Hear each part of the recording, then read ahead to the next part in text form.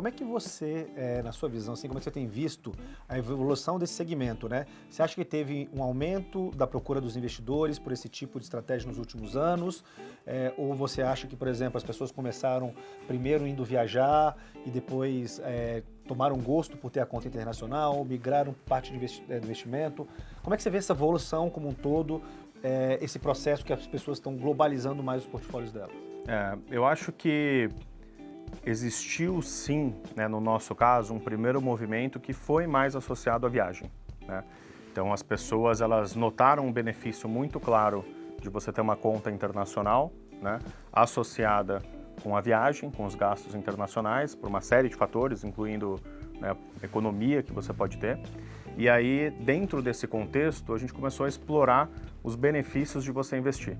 Então, quem se programa com antecedência consegue ter uma economia maior ainda, pode aproveitar, por exemplo, de juros, né, ou dos dividendos que são distribuídos mensalmente, e aí isso começa a trazer uma série de benefícios, né?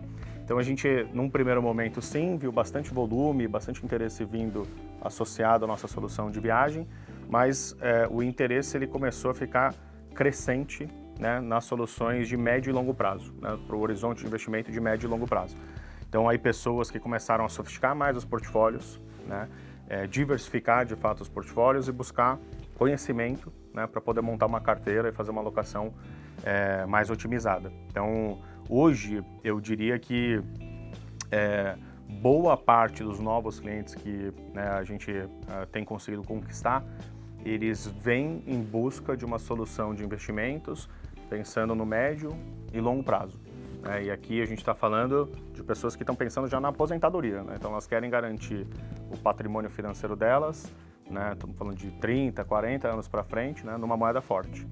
Então sim, eu acho que tem uma mudança de comportamento e um interesse que ele está substancial, está crescente, né? E a gente vê isso também no mercado competitivo, né? No começo, poucas plataformas, né, praticamente todas independentes e tal. Hoje em dia, né, praticamente todos os bancos estão começando a lançar soluções semelhantes, o que eu acho que reforça muito a tese, né, de 3, 4, 5 anos atrás, quando a gente começou nesse mercado. Conselho para os pais, você já falou um pouco disso, né, na sua fala, mas eu queria que falasse um pouquinho mais sobre isso, né? O que você aconselharia, que diálogo que você aconselharia entre pais e filhos para de fato se buscar uma vida financeira equilibrada? Acho que talvez um primeiro passo ali é o pai perceber um pouco o interesse dos filhos, né? Por exemplo, os meus, eles gostam muito de, acho que a maioria, né, de joguinhos de videogame, jogos ali no celular, no computador, e alguns têm uma própria economia ali no jogo, né? Então, e tem as moedinhas lá que eles podem comprar, né? Então a gente estabeleceu alguns acordos ali em casa, por exemplo, né? E são acordos que funcionam para mim. Cada família vai ter que pensar ali os acordos que funcionam para si, né? Dentro do teu ambiente familiar ali. E aí a mesada, que é uma pequena mesada que a gente dá, ela serve, ele tem a liberdade de escolher quando ele quer comprar determinada skin, determinada moedinha no jogo para ele ganhar alguma vantagem no jogo, né? Para eles ganharem alguma vantagem no jogo. Então, neste acordo, a gente estabeleceu que ele tem a autonomia para tomar a decisão financeira dele dentro de um universo muito restrito, que é aquela pequena mesada que ele e ela recebem, eu tenho um casal. E aí fica todo mundo feliz, eles não conseguem fazer tudo o que eles querem, mas eles conseguem começar a desenvolver uma autonomia e lidar com o controle do dinheiro e tudo mais. Então isso foi um acordo que a gente conseguiu estabelecer lá e que a gente acha que funciona em casa, né? Autonomia e responsabilidade, Autonomia, né? responsabilidade e fazer a conta, lidar com o dinheiro. Às vezes eles perguntam, né? Lá a gente acabou fazendo uma conta para cada um, né? Eles não têm o acesso ao aplicativo, fica nos nossos celulares, mas eles recorrem a gente. Mas quanto é que eu tenho na minha conta? Será que eu consigo fazer tal coisa? Né? Teve Bienal do Livro, né? Na semana passada, minha filha adora. Então, ela leva o cartão dela, quanto que eu tenho de dinheiro, quanto que eu posso gastar aqui em livros, né? Livros que eu quero ler e tal. Então, isso vai ajudando ela a tomar uma consciência sobre o dinheiro. E aí, também, se existe essa possibilidade, já estimular o investimento, né? Então, eu também consegui convencê-los de fazer uma aplicação automática. Pinga a mesadinha lá e uma parte já sai para uma conta investimento, para que eles também vivam essa experiência de que não dá para eu me organizar antecipadamente, não gastar tudo que eu tenho e ver o meu dinheiro render um pouquinho, né? Mas assim, de novo, são alguns exemplos. Acho que cada família precisa, né, olhar para a própria realidade, mas procurar estabelecer esses acordos que acham que funcionam, né? Mas coisas muito simples como fazer a criança esperar, não dar tudo o que quer na hora que pede, né? E a gente não está falando nem só sobre a possibilidade de você comprar alguma coisa fora de uma data comemorativa, nem isso. Às vezes são coisas mais simples, né? Do tipo, eu quero assistir tal desenho ou jogar tal jogo de videogame, não tem hora para fazer as coisas. Isso tudo vai ajudando a criança a criar essa perspectiva de temporalidade, de que não dá para fazer tudo na hora. Então eu preciso esperar, eu preciso me planejar, eu preciso organizar. E isso são habilidades que vão ser fundamentais no futuro para que ela também consiga ter uma boa organização financeira. Não, e você falou um negócio super bacana, né? Que é você conectar, né? Que é você falar dos jogos ou outros exemplos que você trouxe, né? Sua filha que gosta de livro.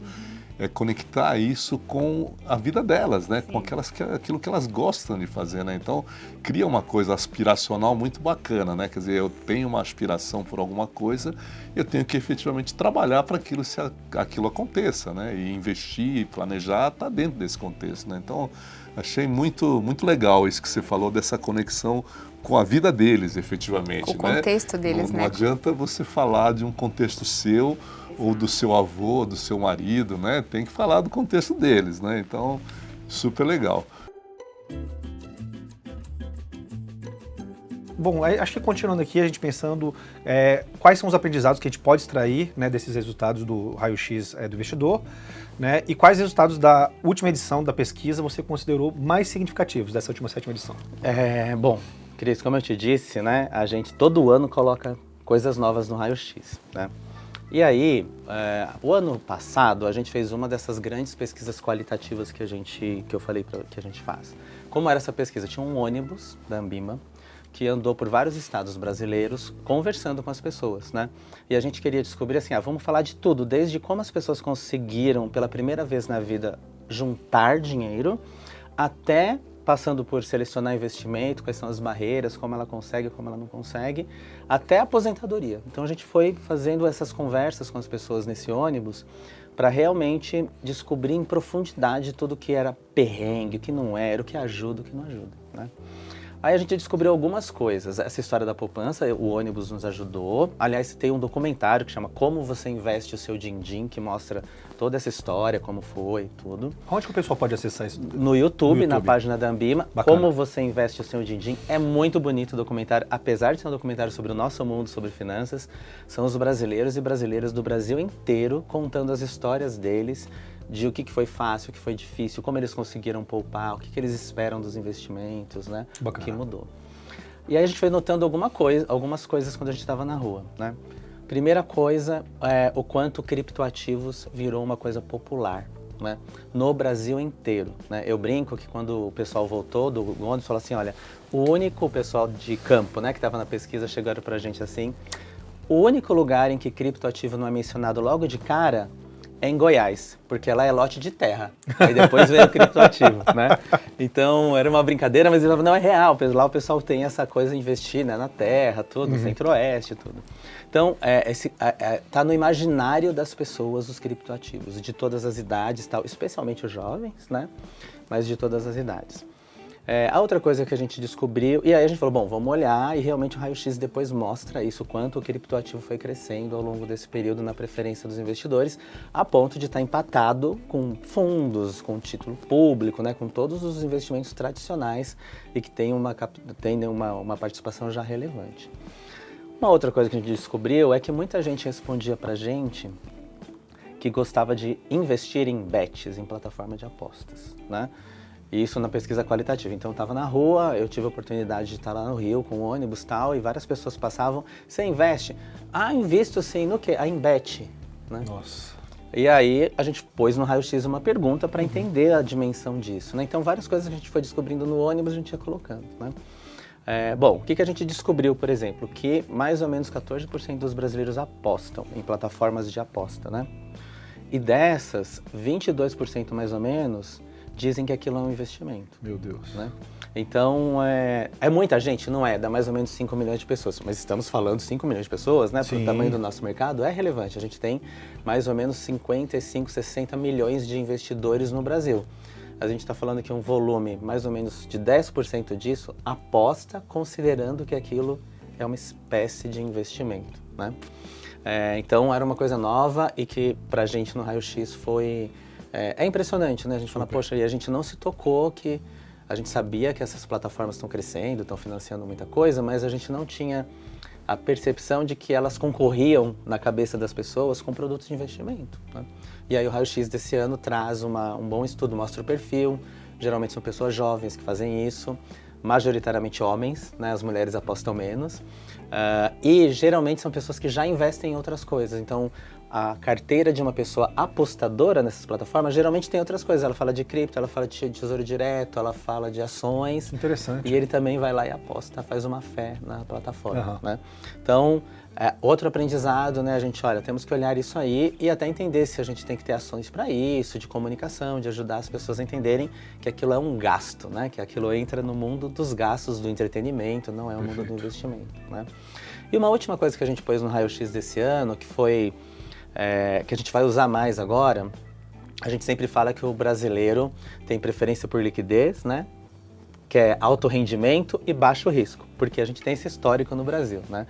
A gente encontrou uma metodologia internacional que mede o que a gente chama de imediatismo das pessoas. Então você responde umas perguntas a respeito de quanto você espera que seu dinheiro renda, ou se você der um empréstimo, quanto você quer de volta e por quanto tempo você deixa, que dá esse índice de imediatismo, né? Isso mostra, a gente está tão mal, e esse número assim, absoluto não quer dizer muita coisa, 50% dos brasileiros são autocontrolados, ou mais da metade é imediatista, né? É mais ou menos esse o resultado, meio a meio. Mas dá para você comparar com outros países e dá também depois para a gente olhar quais as preferências de uma pessoa imediatista, né? Ou se isso conversa, tá todo mundo no fundo de renda fixa, tá todo mundo na poupança. A gente não está tão ruim assim, né? A gente está à frente de vários países ibéricos, por exemplo. A gente não é a Alemanha, o Japão, onde tem pouca gente imediatista, né? Mas a gente tem sim, metade dos brasileiros não é imediatista. A gente pode chamar que metade da nossa população é autocontrolada, né? Ou seja, quer um retorno mais ou menos adequado, não está esperando e tal, né? Então, o copo meio cheio pode ser esse, né? A gente tem metade da população que está preparada para ter uma conversa sobre risco, retorno, liquidez, em termos racionais, né? Em termos de que as expectativas possam ser realmente realizadas. Bacana, bacana. Eu acho que até ajuda a gente a preparar, né? A BlackRock especificamente fala muito sobre a importância que a aposentadoria tem, que você pensar no longo prazo, né? no bem-estar financeiro, no momento em que a população está se tornando mais velha, né? Eu acho que esse índice é bem interessante para a gente poder pensar no educacional de longo prazo para essas pessoas. Vamos falar um pouco agora das diversas agendas que estão aí no mercado financeiro, e, enfim, né? E aí, claro que a CVM tem um papel muito importante. E vamos falar um pouco das novas tecnologias. Como é que a CVM está encarando as novas tecnologias que estão vindo por aí, inovações financeiras, a exemplo das criptomoedas, ativos digitais? Como é que a CVM está enxergando tudo isso? Como é que ela está atuando nesse campo? Então, a tecnologia está em tudo, né? Ela está, inclusive, nesse meio de conexão entre as pessoas que nos escutam e a relação que aqui fisicamente se estabelece, né? Eu diria para vocês que a CVM ela é receptiva a todas as tecnologias que sejam capazes de ampliar o horizonte com que os direitos podem ser exercidos. A tecnologia ela não pode ser utilizada como um divisor, como uma barreira. Então, numa percepção muito mais ampla, eu diria para vocês que a CVM ela entende que o mercado regulado é cada vez mais tecnológico e que o regulador também precisa ser cada vez mais tecnológico. A gente está atento às oportunidades, é interessante que se diga até, por conta da nossa restrição orçamentária mencionada aqui há pouco, a CVM ela desenvolve algumas alternativas para estar moderna tecnologicamente com base em apoios em entes públicos. Hoje a CVM está desenvolvendo junto com a ENAP algumas soluções de tecnologia que depois eu queria ter a oportunidade de falar um pouquinho para vocês, mas que elas promovem até uma integração entre, por exemplo, as redes sociais e as operações realizadas no mercado. Processamento de linguagem natural. Então, a gente desenvolveu aí algumas iniciativas que estão sendo ali conduzidas com o apoio da ENAP e que em breve a gente vai poder apresentar ao mercado, que também fazem com que o regulador esteja mais tecnológico. Mas se eu bem entendi, a sua pergunta, ela centra-se na temática das cripto, da tokenização e de outras questões em que o mercado regulado tem empregado muita tecnologia, correto? Exato, exato. E também, obviamente, tudo isso atrai novos investidores, né? Atrai também, a hora que você olha o público mais jovem que está chegando aí no mercado de investimentos, também sente uma atratividade muito grande por essas novidades todas, né? Então, também como é que a CVM está enxergando essa evolução, né? Então, vamos lá. A criptoeconomia, a gente olha para ela de maneira bastante serena. A criptoeconomia, ela é muito abrangente. Quando a gente fala em criptoativos, a gente fala de uma cesta de ativos muito mais abrangente do que as criptomoedas. A CVM, ela enxerga a criptoeconomia como uma oportunidade para também crescer a relevância do mercado de capitais.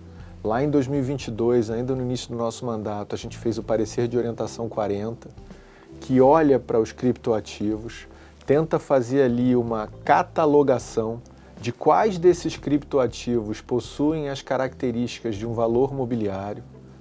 Depois a gente faz uma abordagem funcional, qual é o uso que aquele criptoativo tem, para verificar e tentar entender de que maneira que os criptoativos entram no perímetro regulado pela CVM, correto?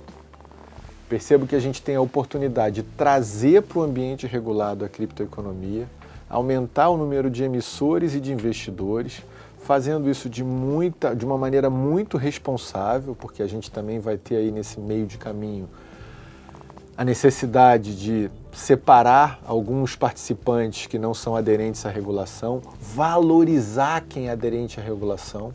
Então a CVM ela é receptiva à criptoeconomia na medida em que os seus agentes econômicos sejam aderentes à regulação do mercado de capitais. Então assim, se aquele criptoativo tem características de valor mobiliário, aquele emissor tem que estar registrado na CVM, aquela emissão tem que estar registrada na CVM, o compromisso com o modelo regulatório tem que estar atendido. Uma das minhas primeiras falas em relação a criptoativo, ela é uma fala que é muito tradicional para alguém que é regulador de valores imobiliários, que é a temática da transparência, né? Quando a gente pegava aqueles white papers, às vezes, a linguagem ali utilizada, ela era muito complexa, pouco clara, em alguma medida imprecisa. Então, trazer isso para dentro do ambiente regulado também significa que essa linguagem seja mais acessível ao público-alvo. Então, a gente olha para a criptoeconomia de uma maneira serena, sem preconceitos, entendendo que ela é capaz de oferecer oportunidades. Ao mesmo tempo, assim, o presidente da CVM gosta da criptoeconomia. O presidente da CVM não tem que gostar nem que desgostar. Ele tem que trabalhar para que ela funcione de maneira adequada ao mercado regulado.